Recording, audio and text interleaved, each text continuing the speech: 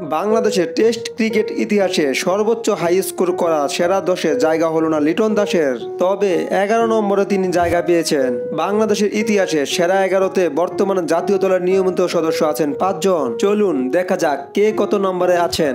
SMS sports আপডেটে যদি আপনি নতুন হয়ে থাকেন তাহলে অবশ্যই চ্যানেলটি সাবস্ক্রাইব করে পাশে থাকবেন। 1 নম্বরে আছেন মুশফিকুর রহিম। তিনি 2018 সালে জিম্বাবুয়ের বিপক্ষে 219 রানের একটি ইনিংস খেলেন। সেরা 2-এ অবস্থান করছেন সাকিব আল হাসান। তিনি 2017 সালে নিউজিল্যান্ডের বিপক্ষে করেন 217 রান।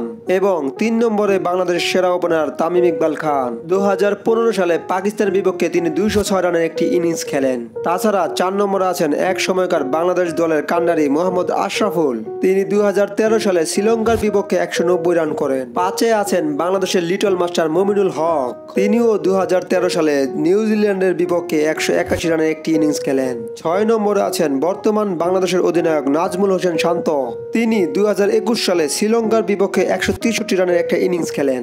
7 এবং 8 নম্বর আছেন যৌথভাবে বাংলাদেশের সাইলেন্ট কিলার মাহমুদুল্লাহ রিয়াদ এবং ইমরুল কায়েস।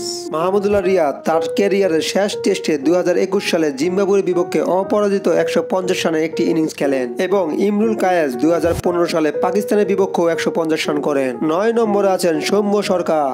তিনি 2014 সালে পাকিস্তানের বিপক্ষে 149 রানের একটি অসাধারণ ইনিংস খেলেন। এবং 10 নম্বরে আছেন বাংলাদেশের প্রথম সেঞ্চুরিয়ান আমিনুল ইসলাম বুলবুল। তিনি 2000 সালে ভারতের বিপক্ষে 145 রানের মহাকাব্য ইনিংস খেলেন। এবং সর্বশেষ 11 নম্বরে আছেন দা লিটন কুমার দাস।